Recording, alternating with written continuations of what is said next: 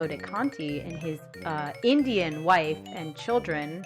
He was Italian, his wife was Indian, and the flourishes look a little Hindi to me. You know, I really like this theory, so I asked Dr. Bax about it, and he had something kind of interesting to say.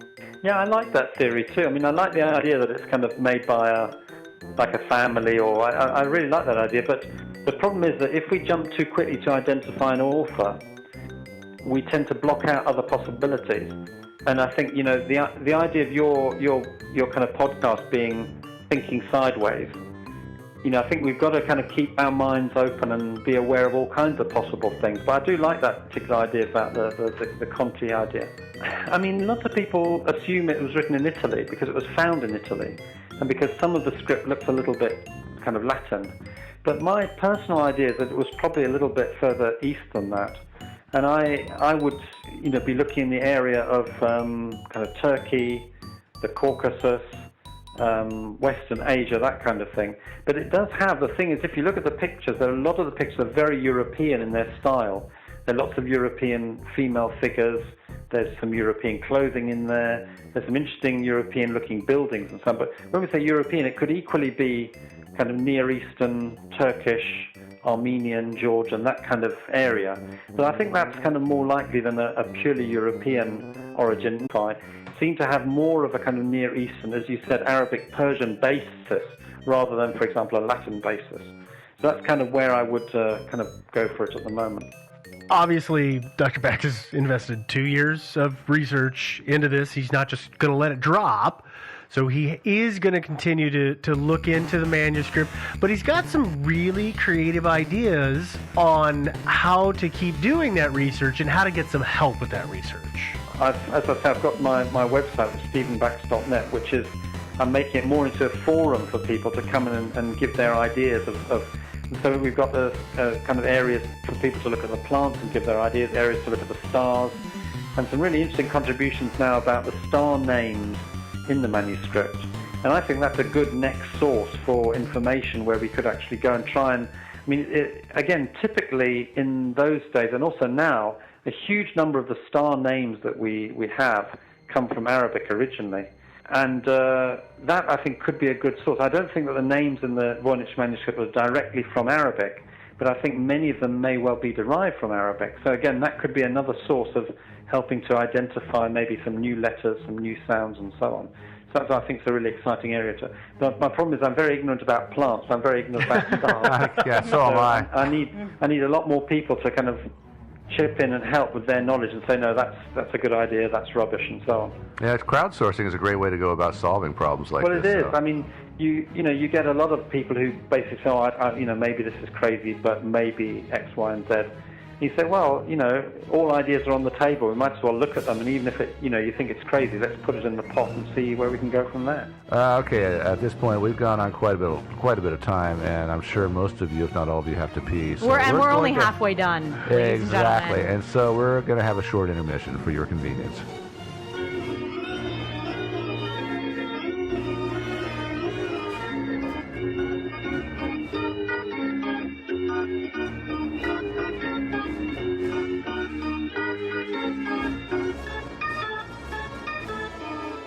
And we're back. So this next theory, Dr. Bax actually directed us towards. Hey, thanks, Dr. Bax. Thanks, Dr. Bax. Very nice of him. He directed us to a article in a periodical, I think it is, called the Chronica Horticultura. It's Latin, and the article is called Biological Section of the Voynich Manuscript, a textbook of medieval plant physiology. Question mark? Physiology? So this theory goes, this theory is put forth by two doctors, Dr. Tiaz and Tiaz. I think they're married, but they might be siblings. I gotta be honest. I don't know. I couldn't tell. They have the same last name. It may actually just be a coincidence. They just might have the same last name. Doctors Tiaz. Can I say that? Doctors Tiaz? I think that's appropriate. The Doctors Tiaz. Yeah. The doctor and his companion. It's a theory. Thank you for the nerd reference. It's a theory based on the plants too, just like Dr. Bax's theory. But their goal is not to decipher the words, but to tell us what the manuscript, or at least the section of manuscript, is about, a textbook of medieval plant physiology. They claim that you can't actually identify any of the images by the plants, which, sorry, Dr. Bax, is kind of true.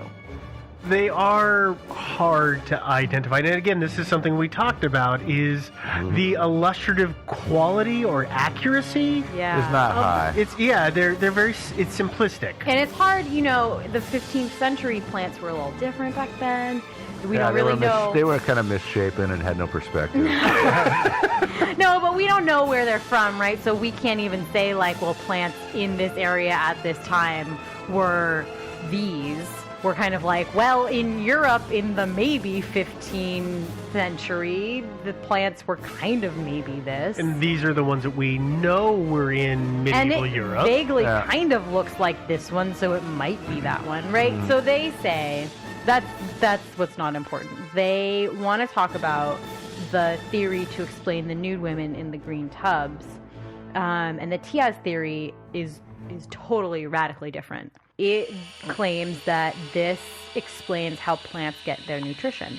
So this is truly, and I know the name said this, but this is truly a biological plant physiology Yeah. book. So this Yeah. is saying how nutrients go from the roots to the tips. Yeah, so bear with me, right? As I'm sure most of you know, right? Because you passed second grade.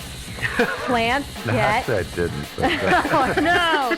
Plants get their nutrition from the sun and the ground, right? and from the air. And from the air.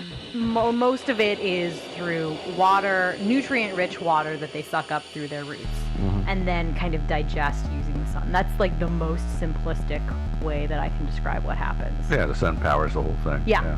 Tiaz and Tia suggest that since this idea would have been really new in the 15th century, this manuscript was developed to kind of explain it to people. Does that make sense? Yeah. Except they sort of slipped and wrote it in a language nobody Well, understood. so that maybe the manuscript was meant to, and I'm quoting here, delight, entertain, and instruct the reader. And the women would have represented the souls of the plant. Now, you might be wondering, why so many souls per plant? Because it would ostensibly, be one plant per page, right? Mm-hmm. So Aristotle actually has a really good answer for this. He said, way before this manuscript was ever made, That plants are chicks. that plants have a lot of different souls. What he said was that when you cut a human or animal in half, they die because they only have one soul. So you cut their soul in half, their soul dies. But wait a second, has anybody ever tried rooting a human being to see if you can actually, Good question. Yeah. We should probably try that next week. Yeah. Anybody want to volunteer? No, I think we're going to find an outside volunteer for Yeah. this one. Okay. Yeah. So I'll work on that. We'll just go with the theory that when you cut a human in half, they probably die, right? No. Normally. Or many different segments, it'll live for a while or forever. Sometimes forever. Sometimes they can kind of regenerate. You replant it. Well, yeah, like take cuttings. You Take cuttings and you replant it, and it becomes a new thing. So it follows by ancient kind of theory that plant must have many souls. You look super angry and confused. I'm confused. I'm following this. This is not in my wheelhouse. I'm You following have it to kind though. of think ancient times. and older. that's where I'm having the difficulty. You're is having a I'm- hard time regressing. Yes, I'm Yeah. I'm following the logic. You're such a higher being Yeah. that you're having. No, Yeah. it's just, It's it's, just just it's such a different mode of thinking. Yeah, Yeah. it's an allegorical depiction of how the plant works. Basically, yeah. The problem I would have with this is, like, for example, the one that I can think of where there's this plant-like structure and it's green and there's all these naked women, but if you look, going, and they're not. It appears from the picture that they're not going up the plant from the soil to the top of the plant. It appears that they're sliding down a water slide into a pool at the bottom. They're going in Well, the wrong direction. The souls might be going the wrong direction, but the yeah. water might not be. Yeah, maybe. But I don't know. But again, I think Joe, I think you're having a bit the same issue I am. Is that we understand that in a plant, and a biological perspective, everything rises from the roots up. And they don't. Whereas they may not have had that perspective, and so they viewed it as going down. Or circulation. Possibly. It could have been a circulatory system. Yeah. So the other thing about this TS theory is they talk a lot about the large amount of Christian religious imagery through the manuscripts. They point specifically to, again, the biologic section with these women. A lot of them are holding what can kind of be identified as rosaries. There's one woman holding what is clearly a cross. And they've looked at illuminations or really closely at, one of the sources they cite is if you look really closely at the head of one of the sunflowers, there's a cross in it. Okay. I need to stop you there because this is the same thing that I had an issue with this being something by Da Vinci. And remember I said people thought they saw his name written in things in kind of a hidden way? I looked at that image, and it's happenstance to me that it looks like a cross. You have to infer the cross into that plan. Whereas if I was drawing that and I knew how the seeds were going to radiate out, to me the easiest way is to draw the X and the Y axis of circles to make the seed pattern, and then just fill in the holes as you go around, working your way out. So that I have an issue with that. With the sunflowers. It also, and also it could have been a plus sign. Yeah, for all we know, it could have been a plus sign. It's plant math. Yeah, I mean, so it is fairly indisputable, however, that the women often have these kind of religious symbols. And I think their theory is that this is a time in history where Christianity is kind of on the rise. True. And it's kind of a turbulent time for Christianity. True. And that this could really easily be interpreted as like a pagan something. I think, they're kind of, where they end their theory is that, so these people put these Christian religious things in there so that people would know that it wasn't, so people would know it wasn't pagan. But it was insurance pagan. policy. But it was pagan. Well, no, it was just educational manual. Well, but you said that they said that it may have been a pagan manual, or were they saying that it might have been mistaken for a pagan manual? That So the author and illustrator wanted to ensure that nobody would ever look at this and be like, this is obviously pagan witchcraft. Okay. So that they were not pagan, that they were Christian, and they were like, hey, don't worry, guys. This is totally Christian This is totally legit. Yeah. Totally legit, above board. Well, yeah, actually, if you're putting naked women in there, you probably want to have some crosses and rosaries too. Totally, just to make sure. Just to cover yourself, yeah. Yeah. Well, the nudity in art and illustration was not a frowned upon thing at that time. It was the human form, and the females were always represented in that manner. Yeah, there were no naked bike rides. That was kind of like beyond the pale. Yes, that was pushing the envelope. Paintings, yeah. So that's kind of the Tiaz theory. Huh. It's interesting. It only addresses that one little section. That's the problem. Is it only addresses one section of the whole thing. Yeah. Yeah. I mean, and as opposed to, of course, they're not required to by law to just well, I guess, describe the astrological section. the astrological sections are, I guess, at that point the only sections that they don't really address, right? Because it does address the biologic illuminations, right? Yeah, the The pharmaceutical plants stuff. and the Yeah, pharmaceutical yeah. stuff as well. Mhm. So it just doesn't address the star stuff. And that gives it some credence. Yeah. I can understand the theory. Now, I understand it better now that you've explained it to me, because when I read it, I didn't get it. You're welcome. But thank you. But I have qualms with it. And it's the same thing Joe said, because it's really focused in one I agree. area. Yeah. And I, again, as I said before, I think that people see what they want to see. Yeah, and I can tell you that one of the doctors, Tiaz, is apparently an accomplished watercolorist in plant life. Hmm. And they are both plant professors, basically. Either one of them They're like a pod people? calligrapher? Neither of them is calligrapher. Oh, no. okay. But they're both biologic doctors. Biologic doctors? Yeah. Biologist? Biologists. Yeah. That's the word I was looking for. Okay. Thank you. So neither of them are linguistic professors. Which is why they avoid Right. all of the language. Okay, well, that makes sense. I don't know if you know this, but have they basically focused on the drawings and not really paid a lot of attention to the text itself? Yeah, they focused entirely on the drawings, and as far as I can tell, they are no longer researching and are no longer interested in researching Yeah, the One-Inch manuscript. it's kind of a hair puller, you know. I think a lot of people. You know, like- this paper that I read was published in, I think, 2002 or something like that, and it's as Been a far as I while. can tell. Yeah, Yeah, interesting theory. yeah. Our next theory is the Nueva España theory, or New Spain theory. And New Spain. New Spain. Oh. New Spain is when the Spanish came to the New World Yeah. and they started taking over and conquering. They took over Mexico. and they 1492, right? A little bit after that. A little bit after that, yeah. Yeah. And then they also started taking over parts of the continental U.S. Well, to them, they named it all New Spain. Kind of like New York, huh? Yeah, basically, yeah, or New Amsterdam as it's called, but yes. So that is what Nueva España means, is New Spain, and that's the area that it references in. And New Spain really took up a lot of the center of the current United States. So it's a very huge area.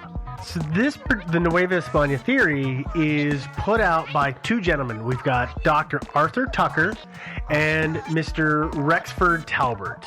And I had some brief email correspondence with Dr. Tucker, and he was kind enough to send me their research and their writing Yeah. in a condensed format, but there's a lot to it.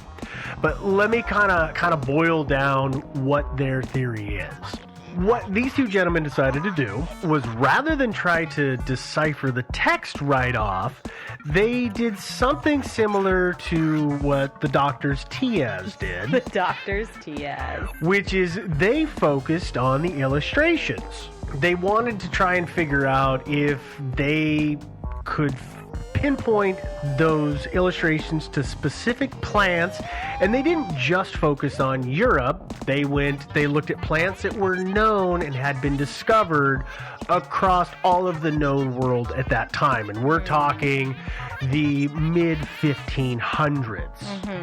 What they found, and when I say the mid 1500s, that's when they think the manuscript was first, quote unquote, discovered. So they don't believe it happened in the 1400s. Well, they're basing it off of plants that they knew were in the mid 1500 range, and that's based on some other writings, which I'll get to in just a second. But what they did is they looked at the plants, and one of the ones that they found was called the soap plant. Oh. They matched up the illustration and the description, the illustration, to other books that were put out in this time range. The soap plant is depicted in the 1552 Codex Cruz Baranus of Mexico. And I might have mangled that pronunciation, but it's a book that came out of Mexico at that time, and it evidently is considered the first medical text that was ever written in the New World. And And it was written by the Spanish. yes. And they took that and they said, wait, we've got these illustrations from that region of the world that seem to match this one plant. Let's try and match it to others. Which is not a bad way to do it. You know, let's not look at. I can't understand what the writing is, so let me see if I know what the pictures are. Yeah. That's how kids learn how to read, right? It really is. I'm still working on that. According to their research, they have identified 37 plants, 6 animals, and 1 mineral in the manuscript to the Americas. How did they identify the mineral? That's what I'm curious about.